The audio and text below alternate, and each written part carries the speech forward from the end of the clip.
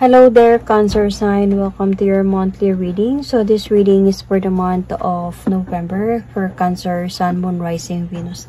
Cancer, hindi lahat ng Cancer maka-resonate sa reading na to. So takes what resonates and leave the rest. Cross-watchers, pwedeng kayo to.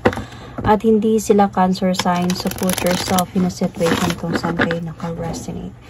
So, Cancer, if hindi kayo naka-resonate sa reading na to, please to check your other placements, your Sun, your Moon, your Rising, your Venus sign, dahil pwedeng doon kayo maka-resonate at hindi dito. Okay? So, Cancer.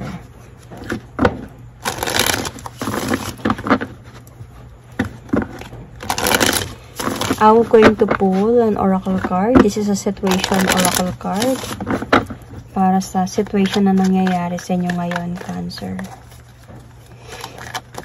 Oops, this one. Divine Masculine. So, the problem could be is nasa person mo, Cancer, if you are the woman.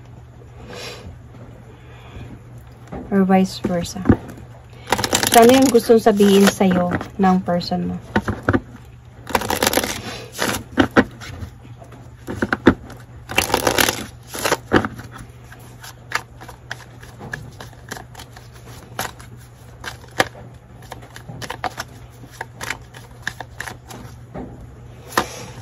I am becoming a better person. That's why Divine Masculine. Might be this person is parang nagkakaroon siya ng transformation this time sa buhay niya and realizing or awakening sa mga nangyayari ngayon sa inyo.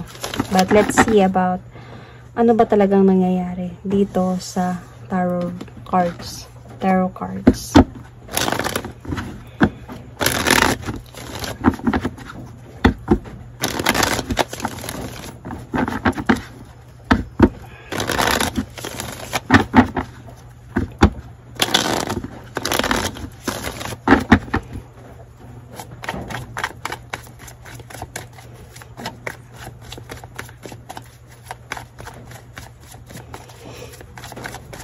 What is happening?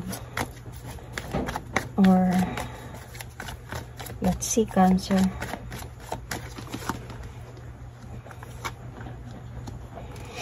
Okay.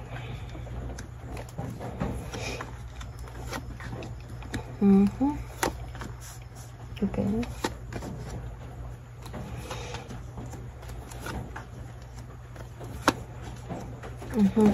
So, Cancer, where are you right now? So nasa point ka ngayon of like feeling ko improving yourself, moving forward towards great new beginning sa buhay mo.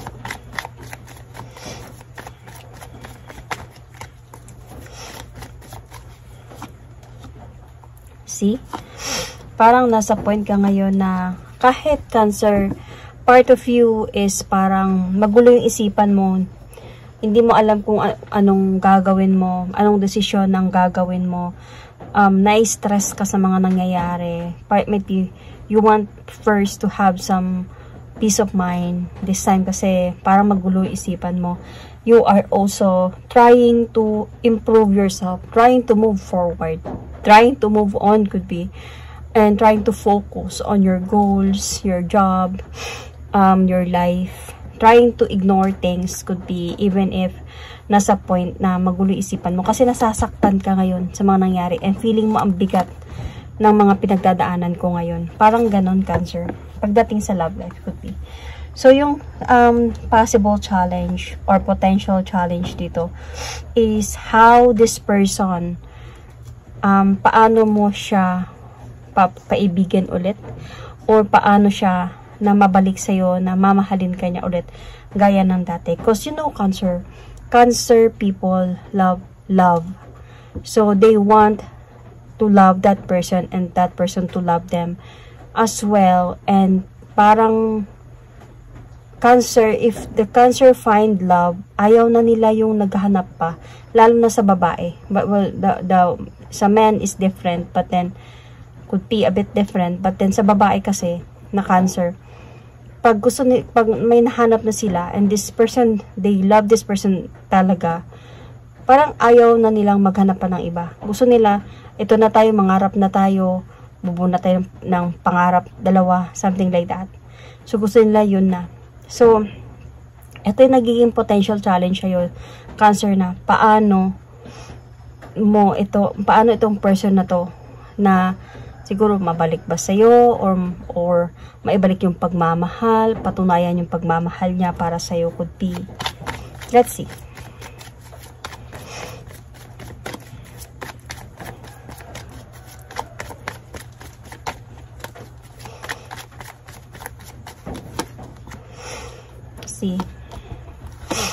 So, paano itong person na to na mag-focus ulit, na mahalin ka ulit, Cancer,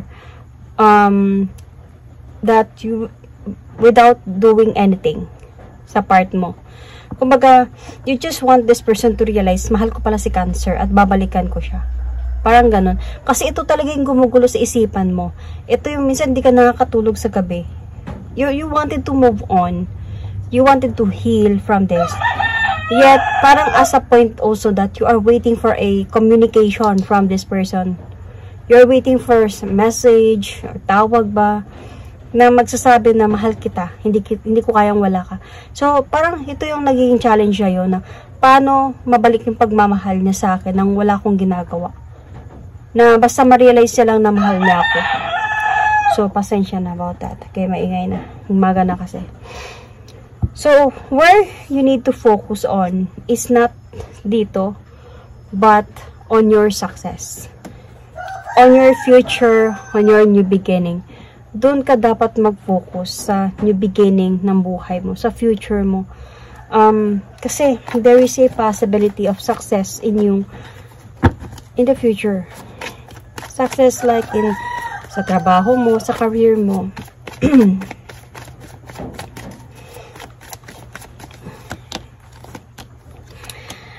And why might be ito yung sinasabi ng card na mag-focus ka sa future mo, mag-focus ka in rebuilding yourself again, loving yourself again, because yun din yung kailangan gawin ng person mo. Kaya nandito nga sa point, or might be yun yung nangyayari ngayon sa person mo.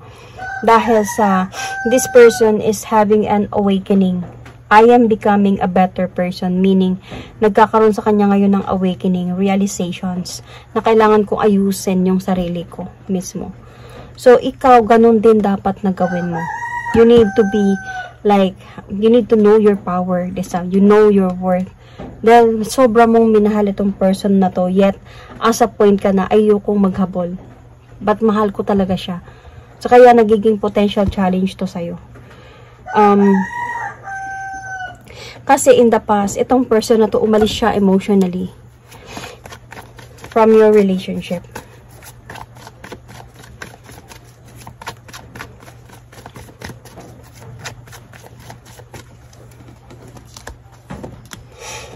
So, umalis siya emotionally kasi dumating ata din kayo sa point, might be you are an LDR, might be some of you here are LDR, and then dumating sa point na ang bigat na ng ganitong klaseng relasyon.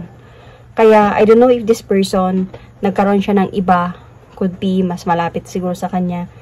And dumating sa point na hindi ka naman siguro give up. Hindi ka naman siguro nalaman mo na nagkaroon siya ng iba, pero hindi ka give up. Parang you just want this person to realize na mahal niya ako. But then this person dead. This person walk away. So, kaya naghiwalay kayong dalawa. So, your strength here is your pain. Parang dito ka humuhugot ng lakas sa loob. Yung mga pain na binigay sa'yo ng person mo, parang ito yung ginagamit mo para magpatuloy sa buhay towards new beginning. Yet, part of it, you still also wanted this person to realize, ay, mas worth it si Cancer. Ngayon, nakikita ko siya na okay yung business niya ba, or trabaho niya ba, inayos yung sarili niya, gumaganda siya ngayon. Yun yung gusto mo makita niya, na mas deserving ka kaysa sa pinili niya ba, or ano man, sino man yun, na babalik siya sa'yo without you anything doing something na nag-chase sa kanya, but just himself, na dahil nakita niya yung worth mo. So, yun yung ginamit mong strength, yung pain, yung hindi mo pag-move on sa mga nangyari. So, in the near future, let's see about this.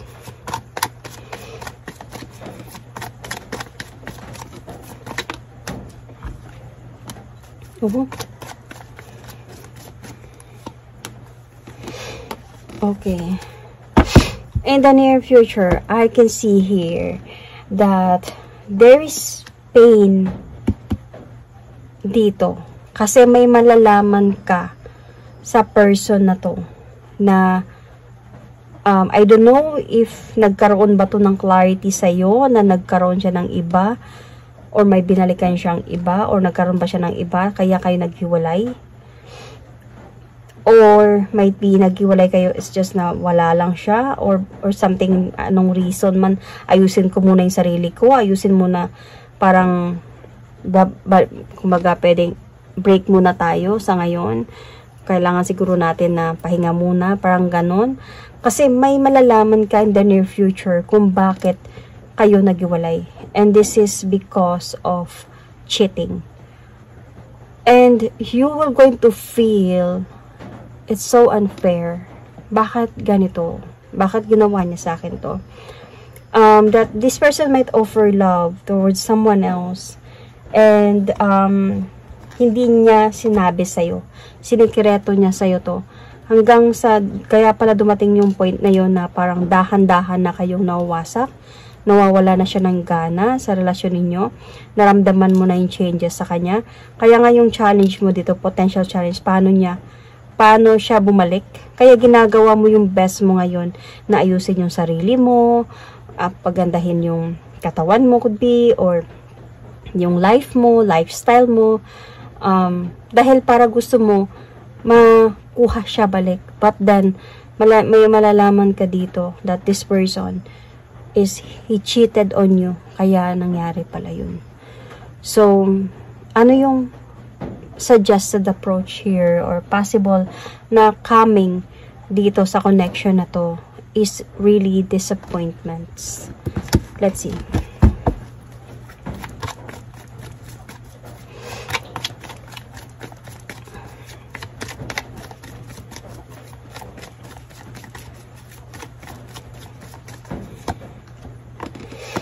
Disappointments, why? Because you are still expecting this person na baka ba maayos pa to. Minsan nga nagigilty ka pa sa sarili mo na baka may kulang sa'yo. Kaya kayo naayos mo yung buhay mo ngayon eh. So, kahit na hindi ka pa nag-move on, kumbaga ginawa mong inspiration yung pain para pagsisihan niya isang araw at para ma-realize niya na mahal ka niya. Pero hindi mo alam na meron palang ibang dahilan kung bakit nun. So, yung upcoming approach dito is really like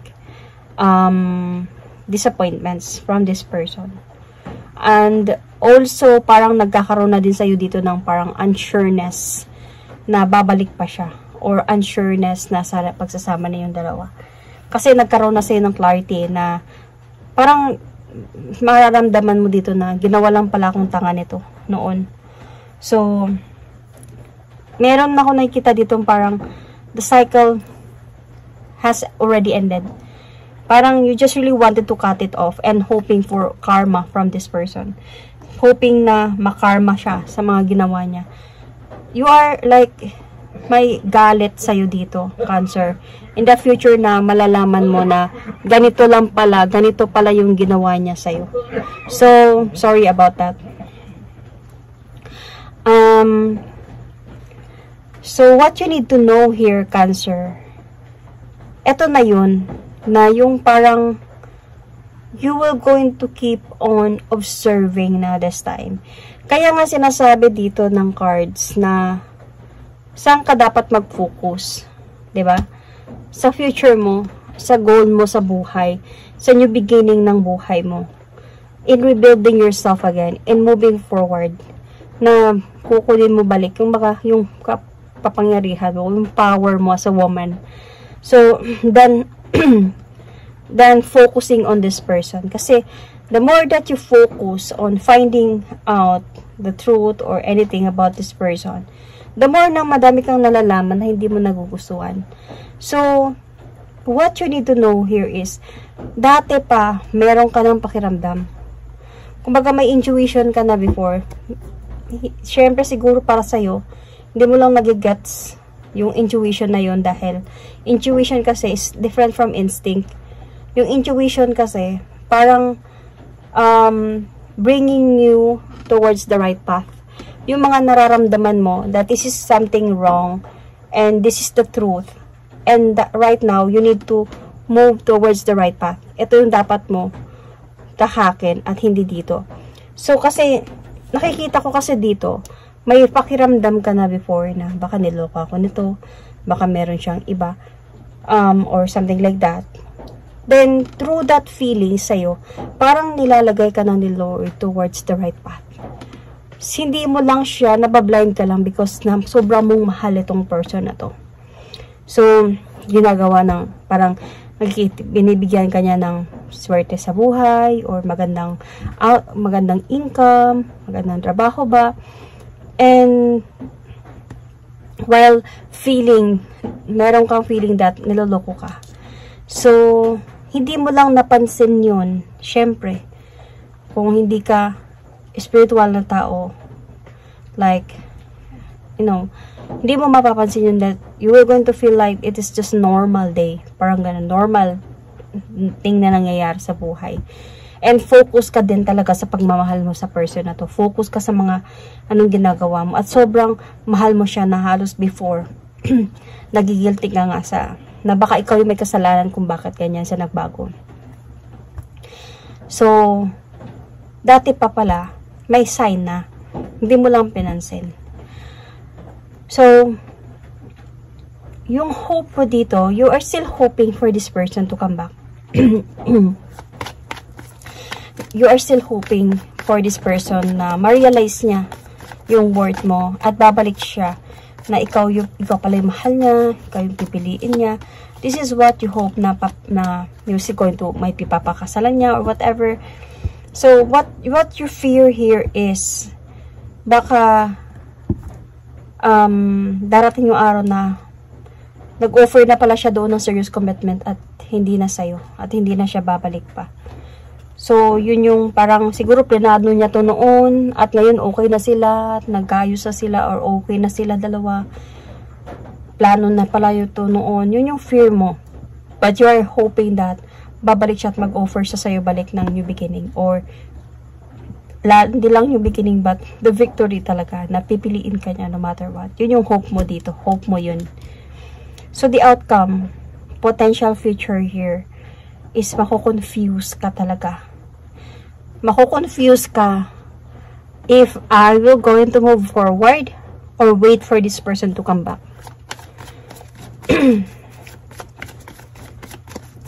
Because dito sa person mo kasi, dito sa person mo, nakikita ko kasi sa kanya, nakikita ko sa kanya kasi dito, I am becoming a better person. Meaning, itong pag-alis niya, itong paghiwalay ninyo, parang nagkakaroon na siya ng realization, awakening na kailangan ko nang ayusin yung buhay ko. Kailangan ko nang ituwid yung mga pagkakamali ko. That might be yung relasyon ninyo is pagkakamali na hindi mo nalalaman. Kasi dito, mako-confuse ka kasi dito kung itong person na to, may hihintayin pa ba ako or wala na. Kasi maghahantay ka dito eh. Sa paniniwala na nagmahalan talaga kayong dalawa. Na baka babalik pa siya, baka ayusin niya pa to, na mamimiss niya man yung isa't isa dito. So, sabihin na natin, there is a possibility that this person might come back. Okay? This person might come back in the future. But then, bakit may confusions dito? Dahil, mako-confuse ka na kung bumalik ba siya for what? Bumalik ba siya para ako yung pipiliin niya at for good or for temporary? So, yun. Kaya nga, dito, binibigyan ka na ng guide, ng cards, that much better kung mag-focus ka sa goal mo sa buhay towards a new beginning, kasi merong better future para sa'yo when it turns into career and finances. Could be na mas magiging success ka, or might be one day pag gagawin mo yun, may dadating sa'yo na tamang tao na mamahalin mo at mamahalin ka din ng totoo. So, Cancer, I can see signs here. I can see Taurus, Aquarius, Capricorn, Pisces, Libra, Taurus, yeah, Virgo, Cancer, Scorpio, Pisces. You might have Capricorn in your chart. Check your placements. And you might also have Aquarius in your chart. Check your placements. So that's it. Aries, Sagittarius, Leo as well. And Cancer, Pisces. Yeah. That is my reading for you. Thank you and God bless.